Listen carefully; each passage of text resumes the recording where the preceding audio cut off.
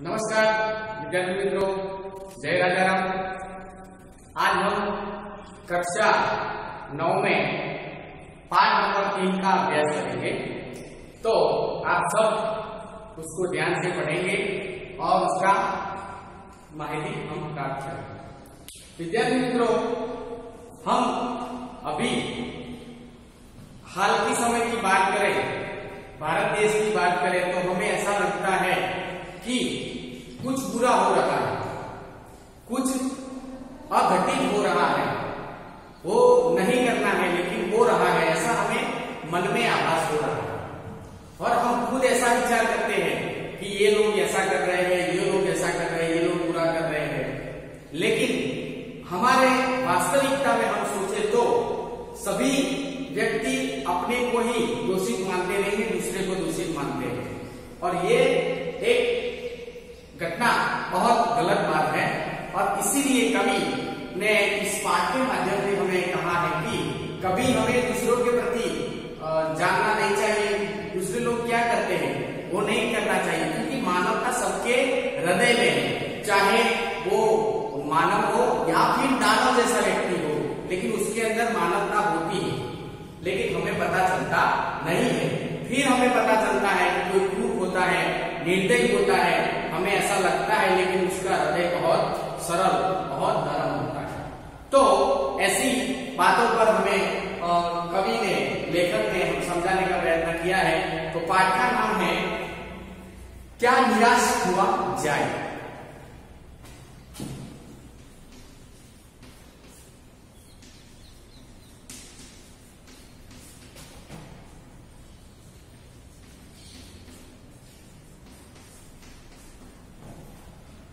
उसके लेखक हैं, महान लेखक में से एक हजारी प्रसाद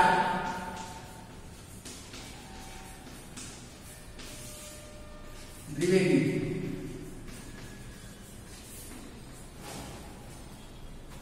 हजारी प्रसाद द्विवेदी जी ने ये पाठ को लिखा है और समझाने का प्रयत्न किया है कि हमें निराश होना नहीं। इस पृथ्वी पर, इस संसार में जो हो रहा है वो हमें अच्छा हो रहा है, वैसे हमें मानसिक रूप से देखना है। तो वो समझाने का प्रयत्न किया गया है, वो हम पाठ में समझते हैं। मेरा मन कभी कभी बैठ जाता है, समाचार पत्र में ठगी, डकैती, चोरी, तस्करी और भ्रष्टाचार के समाचार भरे रहते हैं। आरोप प्रत्यारोप का कुछ ऐसा वातावरण बन गया है कि लगता है देश में कोई ईमानदार आदमी ही नहीं रहा, हर एक व्यक्ति संदेह की दृष्टि से देखा जा रहा है। जो जितने भी ऊंचे पद में है उतने ही अधिक दोष दिखाई देते हैं। कवि कहते हैं कि आज के समय में हम जो देखते हैं उसमें चोरी, ठगी, डाका डालना, बलात्कार, ये भ्रष्टाचार, ये सब चीजें हो रही है और सब लोग ये कर रहे हैं। जितने लोग जितने ऊंचे दर्जे पर है, ऊंचे पद पर है, ऊंचा ही वो परिश्रम वाले व्यक्ति होता है, वो ऊंचाई का घिनौना कार्य करता है। तो तस्करी शब्द है जो अपरिचित शब्द है।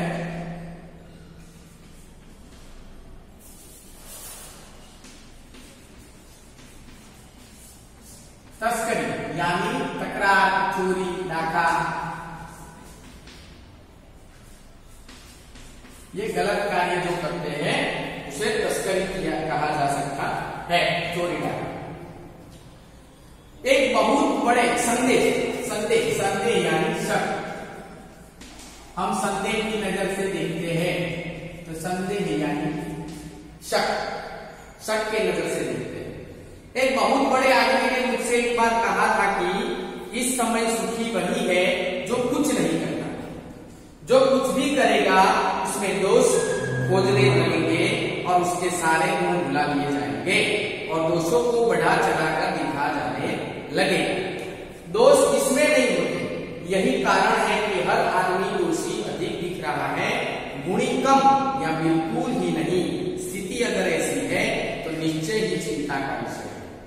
कवि लेखक हजारी प्रसाद द्विवेदी ने कहा है कि इस संसार में सभी लोग अपने आप को दोषी नहीं समझते, दूसरे को दोषी समझते हैं। लेकिन हम लेखक ने कहा है कि सुखी व्यक्ति वो है कि जो कुछ कार्य नहीं करता, कुछ अच्छा नहीं करता, कुछ बुरा नहीं करता, बस पढ़ाई करता है, बैठा ही रहता है। और जो कोई व्यक्ति कुछ कार्य करेगा, कुछ अच्छा करेगा तो उसको शक की नजर से लोग देखेंगे, कुछ बुरा करेगा तो भी शक की नजर से देखेंगे। तो इसीलिए वैसा समझाने का प्रयत्न किया है कि हम कुछ भी करते हैं तो भी हमें उनको चिंता का विषय होता है, चिंता होती है। क्या यही भारतवर्ष है जिसका सपना तिलक और गांधी ने देखा था? रविंद्रनाथ ठाकुर, मदन मोहन मालवीय का महान संस्कृत सभ्य भारतवर्ष किसी अतीत के गह्वर में डूब गया। आर्य और द्रविड़, हिंदू और मुसलमान, यूरोपीय और भारतीय आदर्शों की मिलन भूमि महामानव समृद्ध विकास की हो गया। मेरा मन कहता है ऐसा नहीं हो सकता। हमारे महान मनीषी के सपने का भारत और हमारा देश जो भारत देश है वो भारत देश में महान व्यक्ति बन चुके हैं। गांधी जी, लोकमान्य तिलक, सरदार वल्लभ भाई पटेल, जैसे स्वामी विवेकानंद, छत्रपति शिवाजी, महाराणा प्रताप, उन्होंने भारत देश को एक पूरे विश्व में एक महान देश के रूप में उन्होंने बताया है। भारत में अलग अलग संस्कृति है, भारतीय संस्कृति, द्रविड़ संस्कृति, आर्य संस्कृति, और उसमें भी हिंदू, मुसलमान, सिख, पारसी, ऐसी संस्कृति है वो कहाँ गई है, और ऐसी संस्कृति है वो हमारे देश की एक महानता की बात है। सबकी मिलन भूमि है भारत देश, सभी धर्मों से मिलन है, सभी अलग अलग रिवाजों से मिलन वाली भूमि है। यह सही है कि इन दिनों कुछ ऐसा माहौल बना है कि ईमानदारी से मेहनत करके जीविका चलाने वाले निरीह लोग भोले श्रमजीवी पीस रहे हैं और झूठ तथा फरेब का रोजगार करने वाले फूल रहे हैं।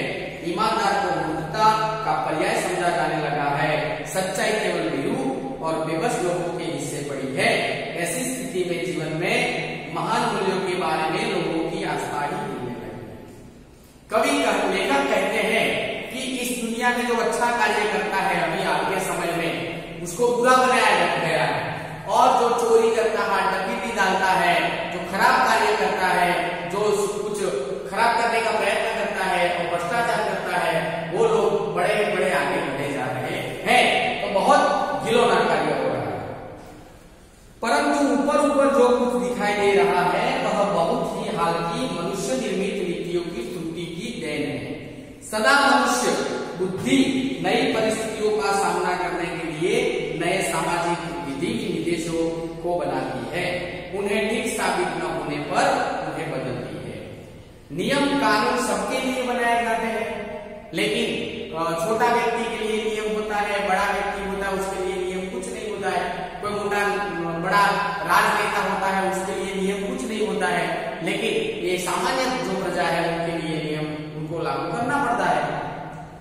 पर सबके लिए कभी कभी एक ही नियम सुनकर नहीं होते। सामाजिक कायदे कानून कभी युग से परिचित आदर्शों से टकराते हैं, इससे ऊपरी सतह आधुनिक हो जाती है। पहले भी हुआ है, आगे भी होगा, उसे देखकर हताश हो जाना ठीक नहीं। और ये पहले भी होता है। भारत में जब अंग्रेज आए थे तो अंग्रेजों ने भारत के लोगों पर बहुत दुर्व्यवहार किया था, लेकिन दुर्व्यवहार किया था इसलिए वो भाग के चले गए। जो ऐसा कर्म करता है उसको वैसा फल मिलता है। तो वो सब ऊपरी बात है। भारतवर्ष ने कभी भी भौतिक वस्तुओं के संग्रह को बहुत अधिक महत्व नहीं दिया। इसकी दृष्टि से मनुष्य के भीतर जो महान आंतरिक तत्व स्थिर भाव से बैठा हुआ है वही चरम और परम है। मनुष्य के अंदर जो भीतरी आत्मा बैठा है उनको पता है कि मुझे क्या करना है। हमें ऐसा लगता है कि ये व्यक्ति बुरा काम करेगा, ये दानव जैसा लगता है, लेकिन उसका आत्मा बहुत एकदम सरल होता है, एकदम शांत होता है। और कोई व्यक्ति हमें ऐसा लगता है कि ये व्यक्ति एकदम शांत है, एकदम सरल है, लेकिन वो एकदम निर्दयी कार्य करता है, बहुत घिनौना कार्य करता है। इसीलिए चरम और परम की बात है। लोभ, मोह, काम, क्रोध आदि विकार मनुष्य के स्वाभाविक रूप से विद्यमान रहते हैं, पर उन्हें प्रधान शक्ति मान लेना और अपने मन तथा बुद्धि को उन्हीं के इशारे पर छोड़ देना बहुत निष्कृष्ट आचरण है। जो हम दूसरों के विचार से हम छोड़ देते हैं, वो बहुत निष्ठुर आचरण है, अच्छा आचरण नहीं है। भारतवर्ष ने कभी उचित नहीं माना है, कभी उसे उचित नहीं माना है। उचित का विलोम शब्द अनुचित।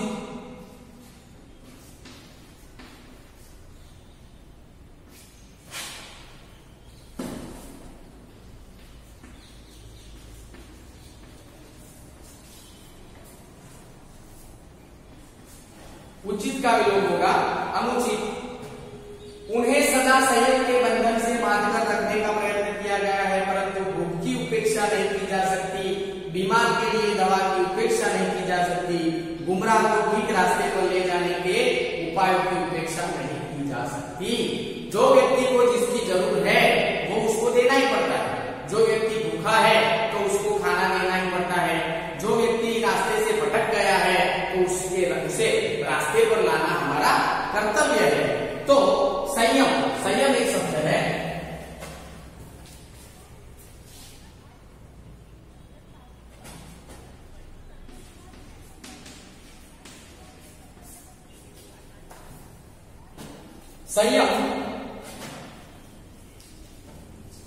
संयम यानी हमारा मन पर हमारा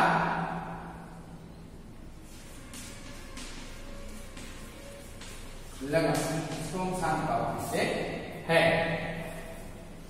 गुमराह किया जाता है, सबको ऐसे गलत रास्ते पे बताया जाता है। और उपेक्षा का विलोम शब्द होगा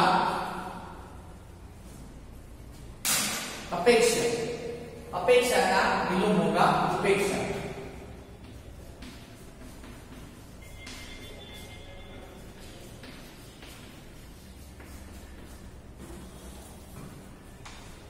हुआ यह कि इस देश के कोटि दरिद्र जनों की जन यानी मनुष्य की हीन अवस्था को दूर करने के लिए ऐसे अनेक कायदे कानून बनाए गए जो कृषि, उद्योग, वाणिज्य, शिक्षा, स्वास्थ्य की स्थिति को अधिक उन्नत और सुचारू बनाने का लक्ष्य से प्रेरित है। सुचारू यानी अच्छा, सुचारू बनाने का प्रयत्न किया यानी सरल बनाने का प्रयत्न किया।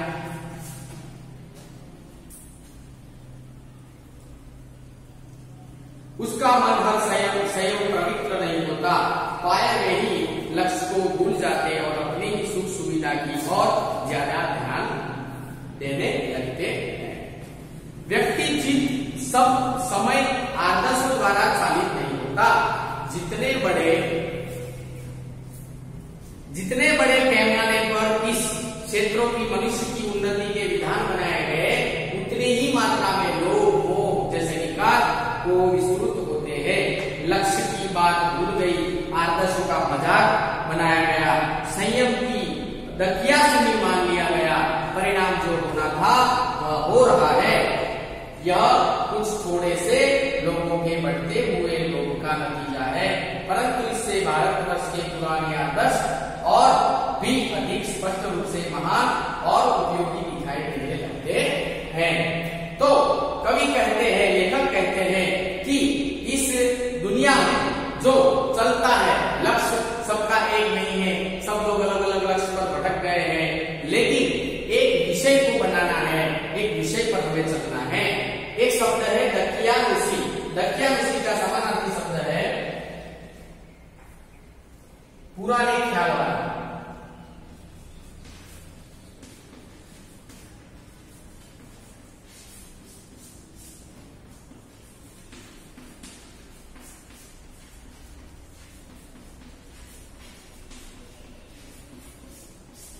जो लोगों के मन में पुराना ख्याल होता है, पुराने ख्याल वाले लोगों के कारण भी कई बार हमें बुरा भुगतना पड़ता है। भारतवर्ष सदा कानून को धर्म के रूप में देखता रहा है। आज एकाएक कानून और धर्म में अंतर रख दिया गया है। धर्म को धोखा नहीं दिया जा सकता, कानून को दिया जा सकता है। धर्म को कभी हम धोखा नहीं दे सकते, कानून को हम धोखा दे सकते हैं लेकिन धर्म को नहीं दे सकते, वैसा एक मान्यता हो गई है। यही कारण है कि लोग धर्म विरुद्ध है, वे कानून के उठाने में संकोच नहीं करते। वो लोग कानून को मजाक बना देते हैं। कई बार कई नियम होते हैं, कई कानून होते हैं, कई हमारे सामने कई ऐसा होता है जिसको हम नहीं मानते लेकिन धर्म को मानते हैं। लेकिन लेखक ने बताने का प्रयत्न करना है कि जितना हम धर्म को मानते हैं, धर्म के रीति रिवाज को जितना मानते हैं, धर्म के जो कानून है उसको मानते हैं, इतने ही कानून जो देश में बनाए गए हैं उसको भी हमें मानना है और हमें निर्दय नहीं रहना है दूसरों के प्रति। इस पाठ की महान एक महत्व की बात यह है कि हमें निर्दय नहीं रहना है, हमें लोगों के प्रति हमारी जो भावना होती है वो अच्छी रखनी चाहिए, मानवता का भाव हमारे अंदर होना चाहिए। उसी बात को लेखक ने बताने का प्रयत्न किया। इस बात के पर्याप्त प्रमाण खोजे जा सकते हैं कि समाज के ऊपरी वर्ग में चाहे जो भी होता रहा हो, भीतर भारतवर्ष अब भी यह अनुभव कर रहा है कि धर्म कानून से बड़ी चीज है। अब भी सेवा, ईमानदारी, सच्चाई और आध्यात्मिकता के मूल बने हुए हैं। वे दब अवश्य गए हैं लेकिन नष्ट नहीं हुए। आज भी वह मनुष्य से प्रेम करता है, महिलाओं का सम्मान करता है, झूठ और चोरी को गलत समझता है, दूसरे को पीड़ा पहुंचाने को पाप समझता है। हर आदमी अपने व्यक्तित्व जीवन में इस बात का अनुभव करता है। समाचार पत्रों में जो भ्रष्टाचार के प्रति इतना आक्रोश है वह यही साबित करता है कि हम ऐसी चीजों को गलत समझते हैं और समाज से उन तत्वों की प्रतिष्ठा कम करना चाहते हैं जो गलत तरीके से धन या मान संग्रह करते हैं। प्रतिष्ठा यानी हमारा पद।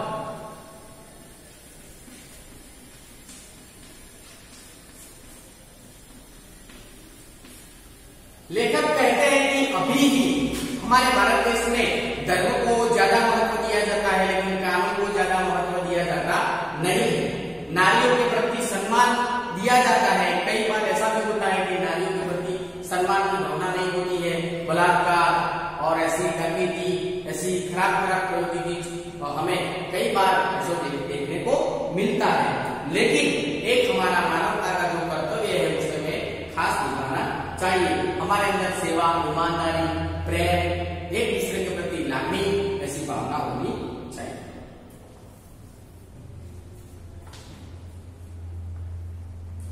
दोषों का पर्दाफाश करना बुरी बात नहीं है।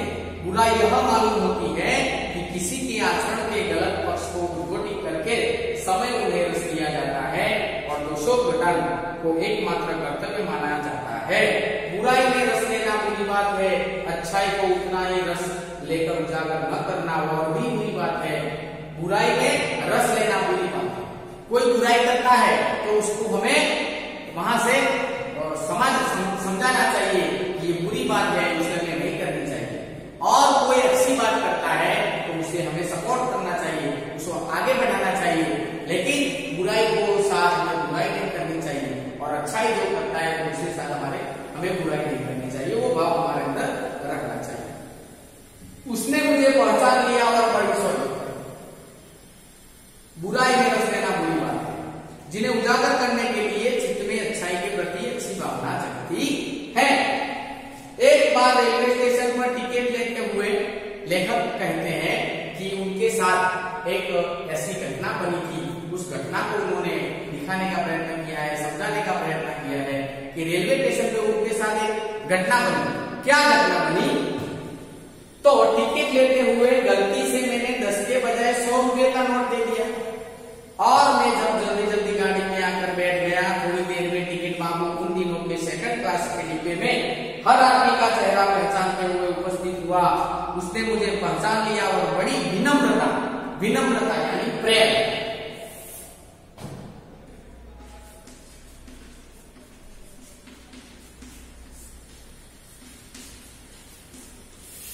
बड़ी विनम्रता के साथ आकर बोले, उसने पहचान कर बोला, हाथ में 90 रुपये रख दिए और बोला यह बहुत गलती हो गई थी, आपने भी नहीं देखा, मैंने भी नहीं देखा। उनके चेहरे पर विचित्र संतोष की गरिमा थी। मैं चकित हो गया।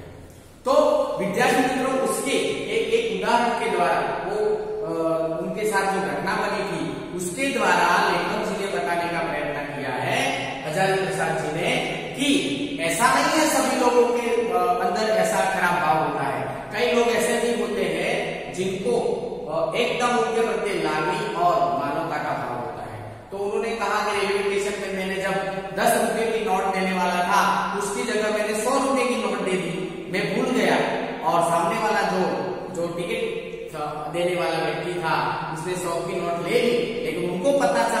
90 रुपये उनको वापस देने हैं, तो वो रेलवे स्टेशन से आकर, वो रेलवे में जाकर, डिब्बे में जाकर वो व्यक्ति को पहचाना और विनम्रता से जाकर बोला आपको 90 रुपये देने का मैं भूल गया था। वास्तव में लेखक भी भूल गए थे, लेकिन इस उदाहरण के द्वारा लेखक बताना चाहते हैं कि मानवता का भाव सभी लोगों में है। हमें ऐसा लगता है कि लोग मानवता के भाव से दूर हट गए, लेकिन मानवता का भाव है। कैसे कहूं कि दुनिया में सच्चाई और ईमानदारी लुप्त हो गई है, वैसी अनेक अवांछित घटना भी हुई है, परंतु यह एक घटना ठगी और वंचना की अनेक घटनाओं से अधिक शक्तिशाली है। और जो लोग कहते हैं कि लोग ठग हो गए हैं, लोग ऐसे दुर्व्यवहार करते हैं, उनको हम ऐसी घटना बताएंगे और ऐसी घटना हमारे साथ होगी तो हमें पता चलेगा और हमें भी खुद एहसास होगा कि इस दुनिया में मानवता है, लेकिन हमारे मन में से वो गायब हो गई है। जब ऐसी घटना बनती है तब हमें लगता है कि मानवता का भाव है। एक बार मैं बस यात्रा कर रहा था, मेरे साथ मेरी पत्नी और 3 बच्चे भी थे। बस में कुछ खराबी थी। लेखक एक दूसरी घटना को बताना चाहते हैं कि मैं बस में यात्रा कर रहा था, मेरे साथ मेरी बीवी थी और यानी मेरी पत्नी और मेरे 3 बच्चे थे, यानी वो 5 लोग कुल मिलाकर थे। बस में कुछ खराबी हो गई, रुक रुक कर चलती थी। गंतव्य से कोई 5 मील पहले थी एक निर्जन सुनसान स्थान में बस ने जवाब दे दिया। रात के कोई 10 बजे हो गए, बस में यात्री घबरा गए। कंडक्टर ऊपर गया और एक साइकिल लेकर चलता बना। लोगों को संदेह हो गया कि हमें धोखा दिया जा रहा है। लेखक कहते हैं कि ये घटना कि मैं और मेरी पत्नी और मेरे 3 बच्चे एक साथ बस में यात्रा कर रहे थे और उसी समय वो बस जाती थी और रुक रुक कर चलती थी और कहीं भी बंद हो जाने वाली थी। और समय ऐसा आया कि 10 बजे जैसा समय हुआ था और 10 बजे के समय का आजू वो बस बंद हो गई। और जब बंद हो गई तो सब यात्री घबरा गए, डर गए। सबको ऐसा लगा कि चोरी होने वाली है, डाका कोई डालेगा तो क्या होगा। एकदम सुनसान एरिया में आ गए थे। तो वहां से कंडक्टर ऊपर गया और साइकिल लेकर वहां से चला गया। बस में बैठे लोगों को तरह तरह के विचार आने होने शुरू हो गए। किसी ने कहा यहाँ डकैती होती है। 2 दिन पहले इस बार समीप अकेला नहीं था, बच्चे पानी पानी चिल्ला रहे थे, पानी का कहीं ठिकाना न था, ऊपर से आदमियों का डर समा रहा। लेखक कहते हैं कि जब बस रुक गई, कंडक्टर भी चला गया, रात के 10 बजे का समय था, तो लोग अलग अलग बोल रहे थे कि ये डकैती का एरिया है, यहाँ पर डकैती डाली जा रही है, चोर आते हैं और अभी कुछ खराब घटना होने वाली है। उनके साथ उनके बच्चे थे, वो बच्चे पानी पानी चिल्ला रहे थे, उनके साथ खाना नहीं था, पानी पीना नहीं था, सब डर गए थे और सब लोग थे उनके साथ वो भी डर गए थे। कुछ नौजवानों ने ड्राइवर को पकड़कर मारने पीटने का हिसाब बनाया। ड्राइवर के चेहरे पर हवाइयां उठने लगी, यानी डरा हवाइयां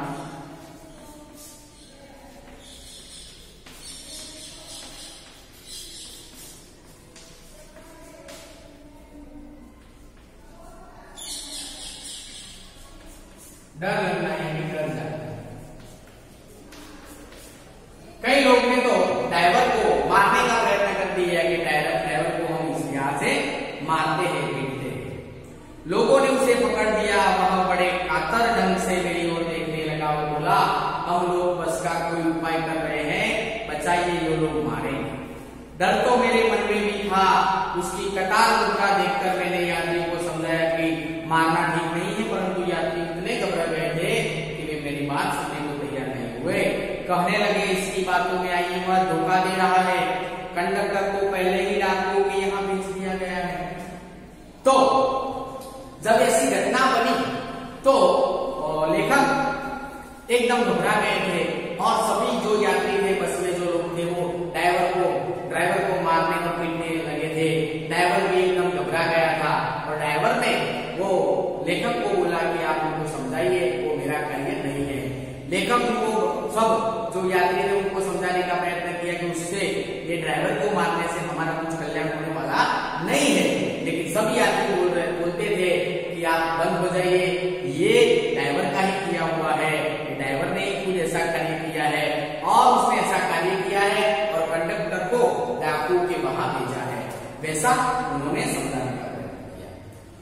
नौजवानों ने ड्राइवर को मैं भी बहुत भयभीत था, पर ड्राइवर को किसी तरह मार पीटने से बचाया।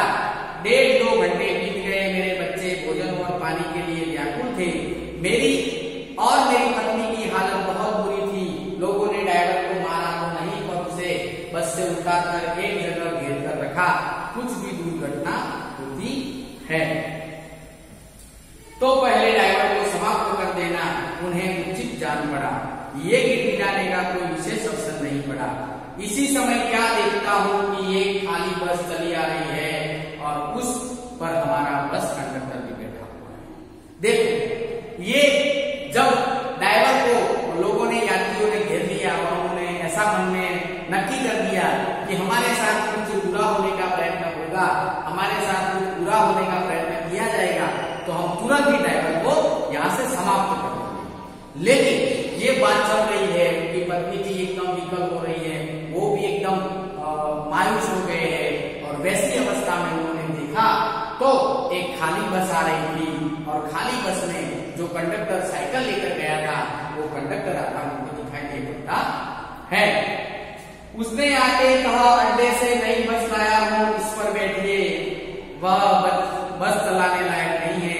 फिर मेरे पास एक लोटे में पानी था, थोड़ा दूध लेकर आया और बोला, पंडित जी बच्चों को रोना मुझसे देखा नहीं गया, वही दूध मिल गया, थोड़ा लेता आया।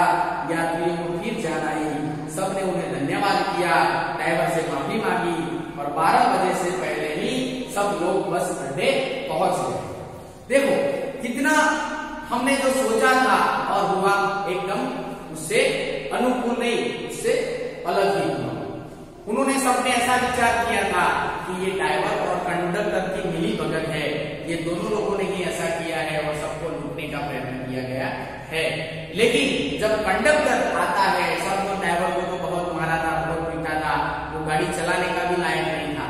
लेकिन जब कंडक्टर नई बस लेकर आया और उसने बोला कि ये बस मैं आपके लिए लाया हूँ, हमें सबको नए जगह पर पहुंच जाना है, रात हुई है। कंडक्टर को ऐसे देखकर सभी लोगों ने ड्राइवर को भी माफी मांगी उनके सामने। कंडक्टर के साथ भी ऐसा दुर्व्यवहार हुआ था तो उनकी भी माफी मांगी और कंडक्टर ने बोला कि मैं आपके लिए पानी लाया हूँ पंडित जी, ये हजारी प्रसाद द्विवेदी है, उनको बोला कि मैं पानी लाया हूँ और दूध भी लाया हूँ, अपने बच्चे हैं तो उनको आप दूध दो, उनको पानी पिलाओ तो थोड़ी बहुत उनके शरीर में शांति होगी।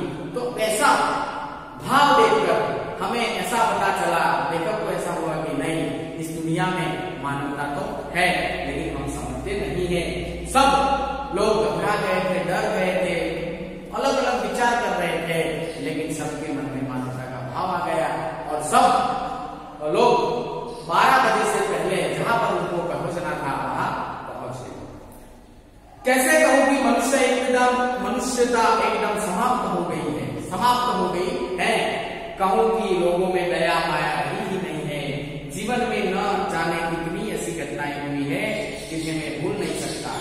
ठगा भी गया हूं, धोखा भी खाया है, परंतु बहुत कम स्थलों का विश्वासघात नामी चीज मिलती है।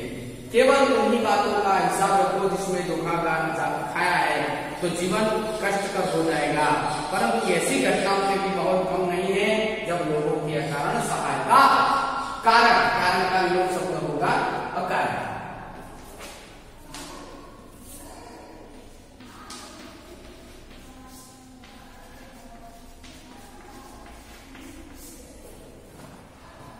अकारण सहायता की है, निराश मन को ढांढस दिया है और हिम्मत बंधाई है। कविवर रविंद्रनाथ ठाकुर ने अपने प्रार्थना गीत में भगवान से प्रार्थना की थी कि संसार में केवल मनुष्य ही उठाना पड़े, धोखा ही खाना पड़े, तो ऐसे अवसरों में भी हे प्रभु मुझे ऐसी शक्ति दो कि मैं तुम्हारे ऊपर संदेह न कर सकूं, कोई शक न कर सकूं। रविंद्रनाथ ठाकुर जी ने कहा है कि हमें हमारे साथ किसी ने कैसा व्यवहार किया है वो हमें देखना चाहिए और हमारे जीवन में किसी ने हम जब भी विचार दिए तो हम दूसरों के द्वारा हमारे प्रति कुछ ऐसा घिनौना व्यक्तित्व हुआ है, घिनौना कार्य हुआ है, उसको हम याद रखते हैं। किसी ने हमारे साथ खराब व्यवहार किया है हम उसको याद रखते हैं, लेकिन किसी ने हमारे साथ मानवता का व्यवहार किया है, अच्छा व्यवहार किया है, उनको हम याद नहीं करते।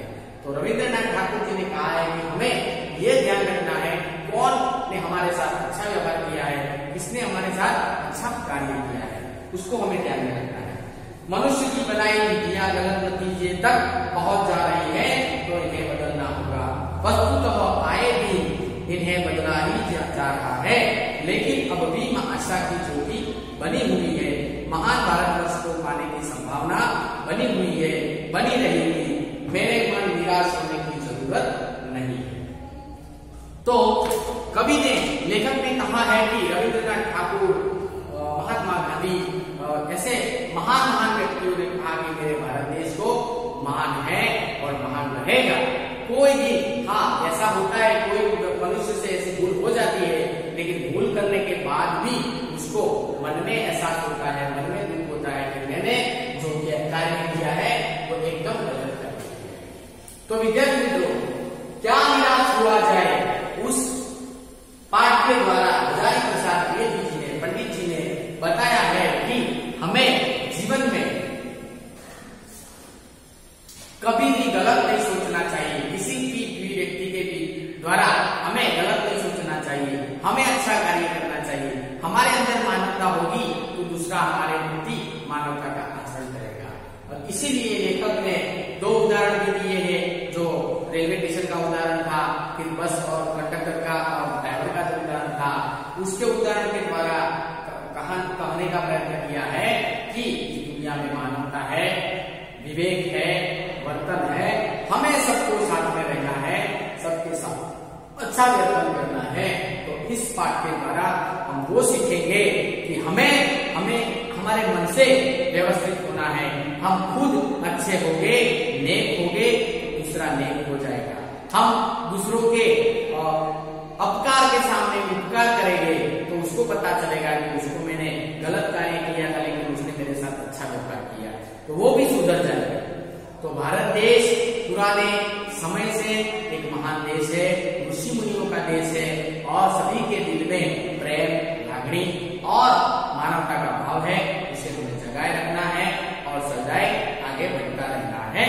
तो मुझे आशा है कि मैंने आपको जो ये बात समझाने का प्रयत्न किया, आप सबको बहुत उसका पता चला होगा और आप इस पाठ का पठन करेंगे, इसको समझेंगे और इसमें आगे समानार्थी विलोम शब्द समूह के लिए शब्द रूढ़ि प्रयोग का हम अभ्यास करेंगे और इस पाठ को समझेंगे। जय राम।